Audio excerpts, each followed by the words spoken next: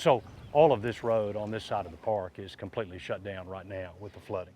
The Memorial Day floods of 2015 swamped many state parks across the state, forcing evacuations I'd estimate about 75 people were crammed up into the house. and leaving destruction and debris behind. Although Palmetto State Park has flooded before, it hasn't seen flood stages this high since the late 1990s. We've seen 30-foot floodwaters for almost 24 hours straight. We've got 15 parks that are closed at this moment, another nearly 30 that have been impacted in some form or fashion. And so we're going to have a lot of rebuilding and restoring in the weeks and months and really years ahead. The headquarters was spared, the cabin was spared, and a little bit of high ground. At BASTROP State Park, park hosts David and Dorothy Hall were inside their camper when the destruction began. It was like a raging river behind our trailer. Before maybe it was, I don't know, dry, 5 foot wide. It looked like it was 30 foot wide. A blow to the park was the loss of an earthen dam that formed the lake at Bastrop State Park. Enhanced by the Civilian Conservation Corps during the 1930s, the lake was a primary recreational spot for park visitors. A lot of hard work was put in by those CCC boys, and it is quite a loss to see that come down with this significant rainfall event. That additional heavy downpour caused the lake to go over the spillway, eventually breaching the dam altogether.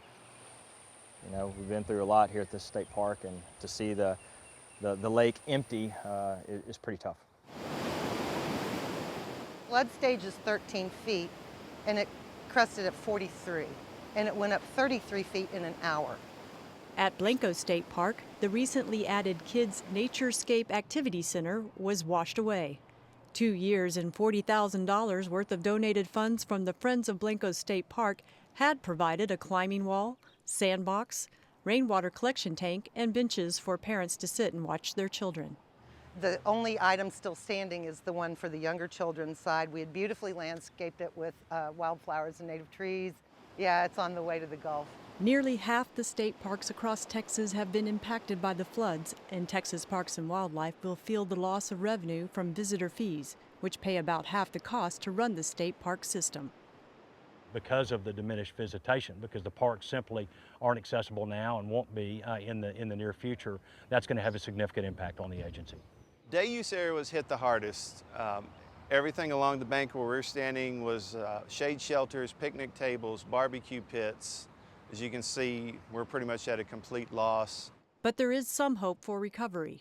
Looks like the legislature is going to provide some significant capital funding this session, but we're going to obviously have to look at reprioritizing it to address the tyranny of the urgent. And right now the tyranny of the urgent is all of the flooding that's resulting from this just horrific Memorial Day flood event. And Friends of the Parks and park staff are staying optimistic. After all our work, the trail tamers, but we can do it again. I'm never giving up. Well, we'll get it back. For Texas Parks and Wildlife, this is Karen Lope.